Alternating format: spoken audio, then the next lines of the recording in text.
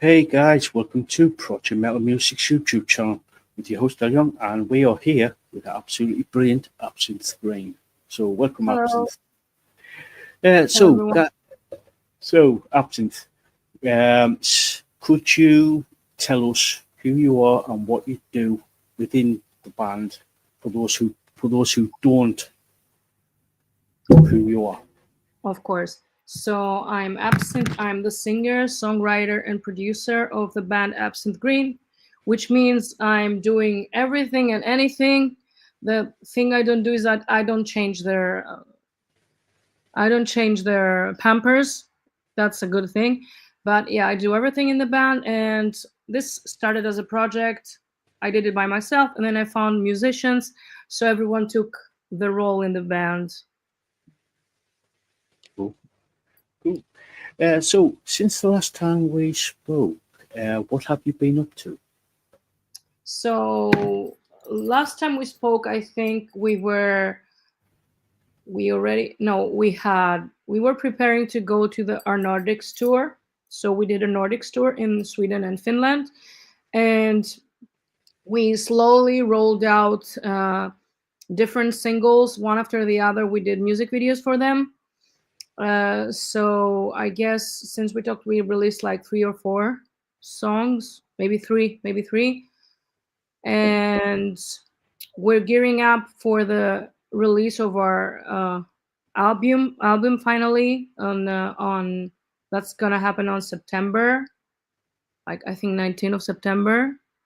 And we're also having a tour in the UK at the end of September to support our album release. So it's gonna be played in its entirety in the UK, the Of Love and Pain album. In I think we have like 6 dates. So yeah, Cool. that's what Cool. we're doing, and we're gonna have a couple more releases until then, Cool. Cool. followed by Uh, music videos as well. Yeah, I forgot about that. so you've just released recently your latest single, "Bittersweet." Yeah. So could you tell us a little bit about that? So Bittersweet is a song I wrote. I always write about my own experience, my own feelings, and all that. And this is a song about bittersweet love, a love that's maybe sometimes good and other times horrible. It's about a toxic kind of romance. And yes, it may sound like that, but I had a lot of fun writing it. It was like an exorcism for me because I was thinking I have to have fun with this one. So it really is like um, a song I just went on. I grabbed my guitar and I started just making up fun lyrics about juxtaposition of pleasure and pain.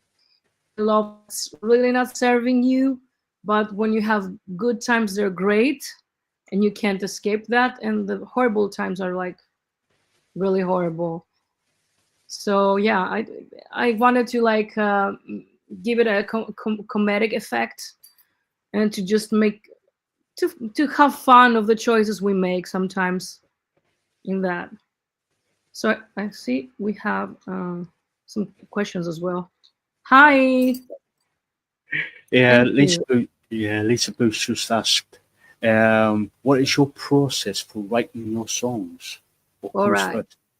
So what I do also, except from having the band and doing different projects, is that I am a songwriter in profession, and I teach that also. So a part of my process has been refined through the years with learning, with doing my master's in songwriting, and just maybe changing sometimes my approach and my process.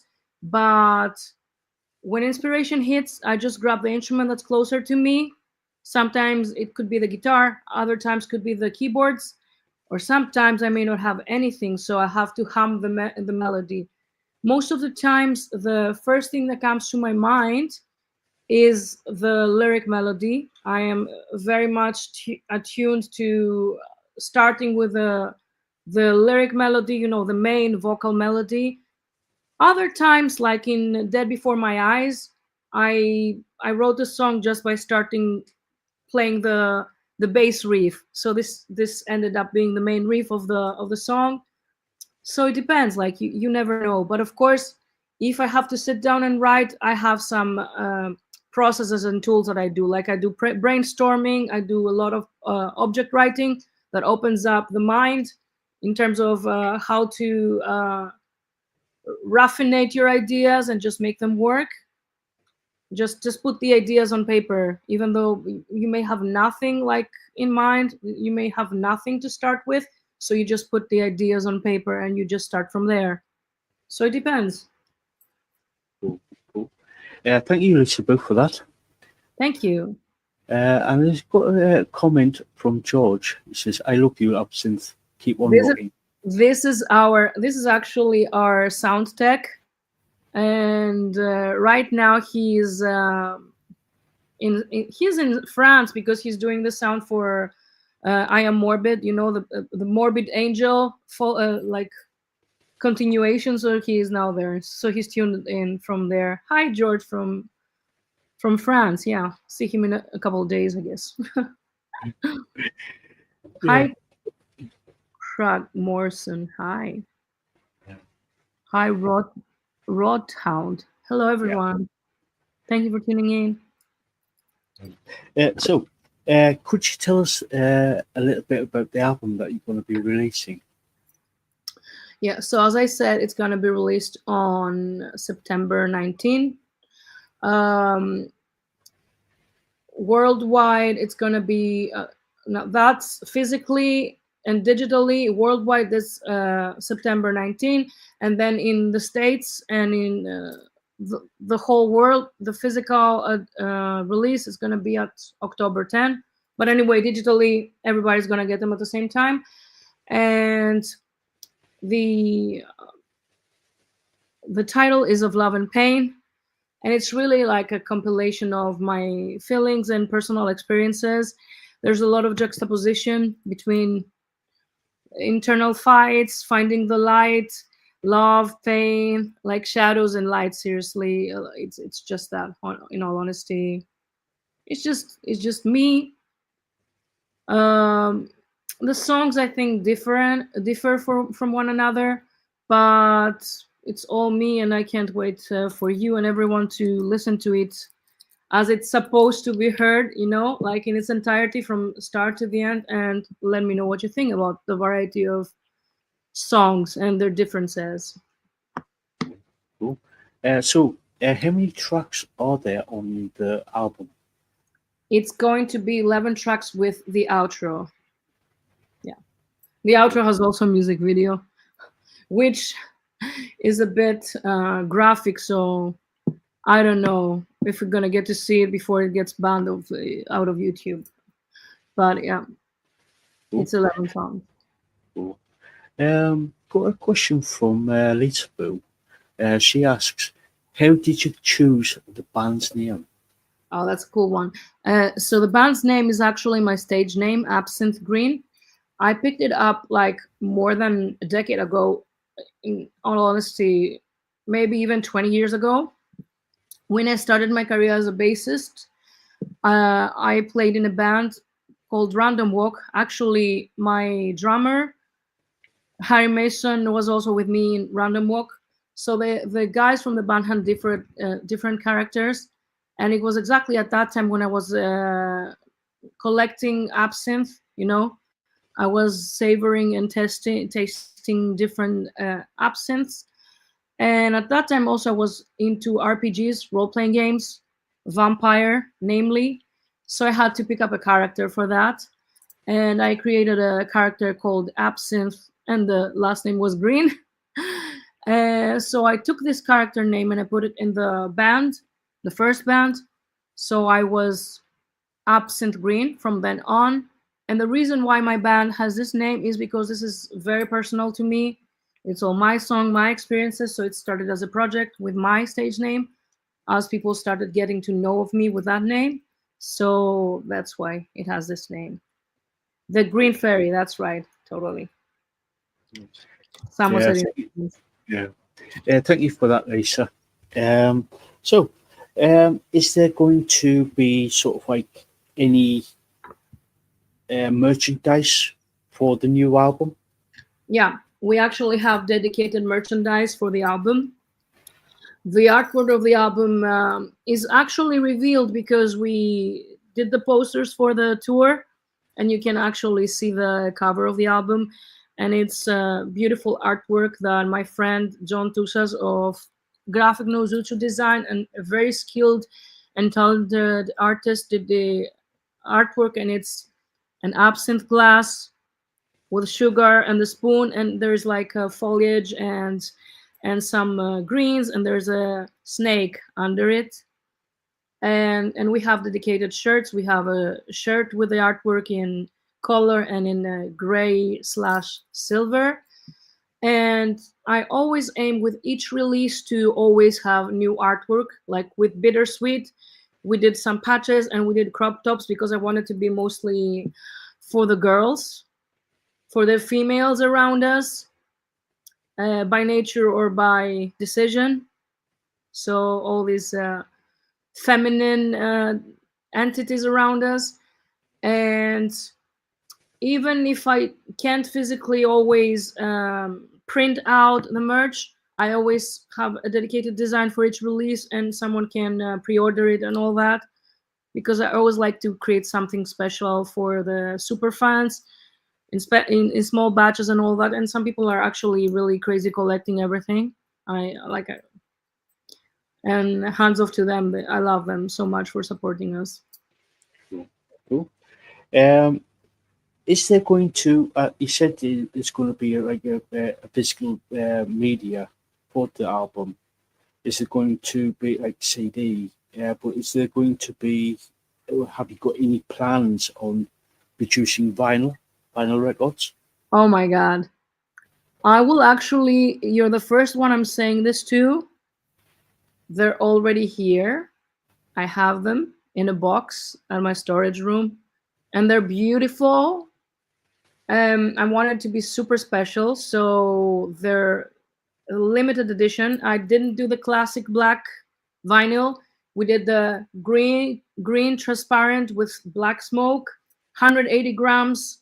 So it's really special. It comes out with handwritten numbers from 1 to 200. So that's a pretty special thing that the fans will like. And then with the label that we have signed recently, we also are doing the CDs. Cool. Cool. Yeah. We got a question from Rothound. She asks, "Love your style. What are some favorite influences in your music and fashion?" Oh, thank you so much, Rodhound. That's actually a compliment because one of my hobbies is actually fashion. I used to run a fashion blog, and I'm also part-time stylist. And this is a very big question because, of course, inspiration and influences come from everything. But I have to say, in fashion, I really love the work of the late Alexander McQueen, one of your own. Vivienne Westwood, one of your own again. Balmain. I like older fashions. I like also the style of Daphne Guinness, one of your own again. Like, and many other fashion designers. I love Rick Owens. I love fashion designers like that. I love Schiaparelli, but also like in music, I love artists that are not afraid to just push the boundaries and show different aspects of themselves. I feel like I'm also doing it in a way because I have different styles and images that I'm inspired from.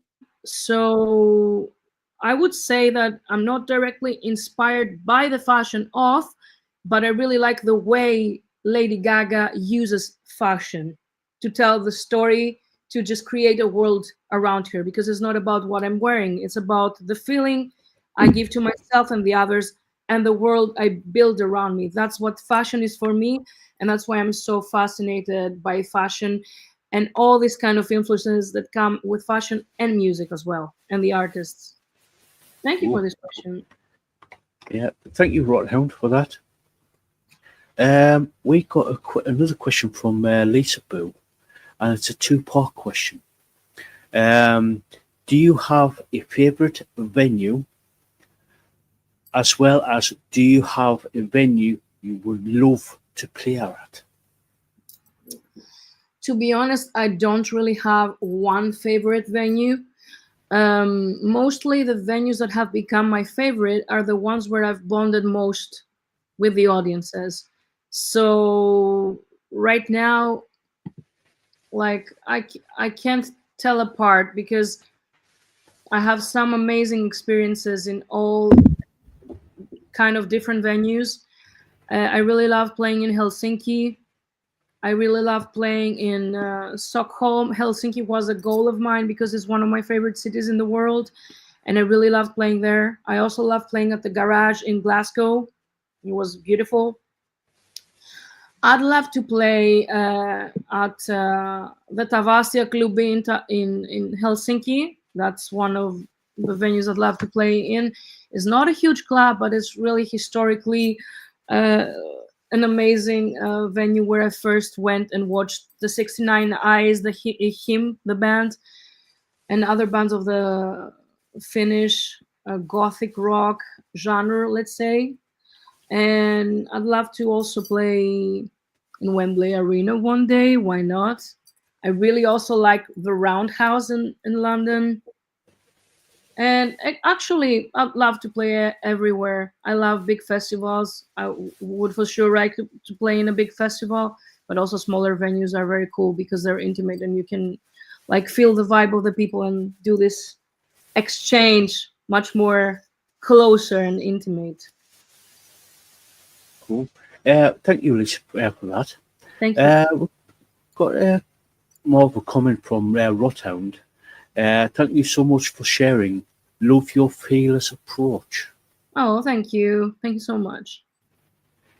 Uh, so, speaking of like tours, have you got any tours coming up?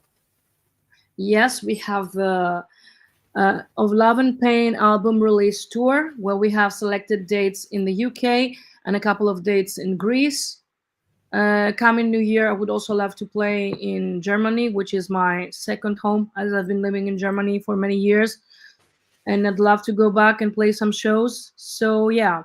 But for now, since you are in the UK, and I guess you have a lot of audience from there, I have actually the flyer here. This is actually the artwork of the album, and I have the shows under. So we play in London, in Preston, in Stockport by Manchester, in Brighton, in New York, and we have dates in Greece as well. Cool. Are you somewhere close to there? Would love to see you. Yeah, unfortunately, no. Unfortunately, No, no. I'm sorry. Maybe next time. Yeah, I'm about. I think the closest venue is York, and that's about 90 minutes away. Oh, yeah, actually, about 2 hours away from me. Oh, yeah, it's far away. Yeah, and it's I can get to York, but it's actually getting back. Yeah. So All right. If you yeah, make it, just let me know. yeah, yeah. I Of course. will. I will. So, have you sort of like been writing any new material for a new album or new EP? Actually, I have a lot of new material that's in a very primal stage. Let's say no, but I have some songs that are also completed. But right now, I can't get to just sitting down and doing this because it's a whole other process for me. And right now, we have to just create a lot of content and promote the ones for the album, and then we have like the promotion cycle for the album. So we're set on that, but for sure in between I have a lot of material that I'm planning on putting together and just revising and going through and working on it and tweaking it and creating even more songs to select from. And I'm looking forward to actually going to the countryside and sitting down at the piano because I want to just play a bit around with that. To be honest, it's quite frustrating that I didn't get the time to do The second thing I love doing the most with music, the first one is performing, the second one is creating songs. And so far I didn't get the chance to do this, but I'm planning to. I also start a new project which is more like dark pop. It's a whole different thing from Absinthe Green, so there's a lot of new music happening. But I really hope to get the time to just focus on that. Cool, cool. So guys, in the chat, if you've got any more questions, please ask away. We're going to be starting to wrap up things in about 10 minutes or so. Um, oh, funny enough, we've got a question from Rothound. She asks, any plans to promote on TikTok?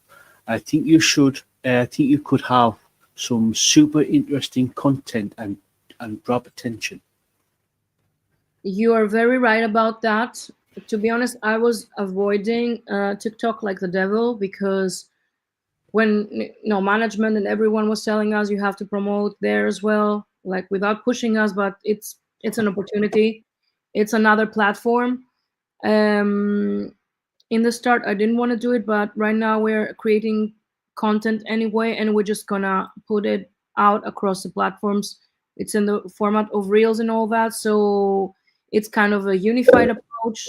So yes, we are working that out, and I kind of shifted in my mind, and that's a thing that I want to say as as advice for maybe other musicians that are watching this right now, or maybe will watch it, is to stop viewing social media platforms as social media platforms. They're not. They're entertainment platforms, and that's what the artists should understand and realize, so that we can utilize them to our benefit and to better serve our audience and fans, let's say. So that's how I shifted, and now I say, okay, let's do it. Because I was like, oh no, no, not TikTok. Or like on top of everything, I have to also promote on TikTok. No, but I love doing like genuine content and just having fun. So you're gonna see more of that in the future from us. Thank you for that, Rothound. Thank you. Speaking of social media, where can people find you on social media?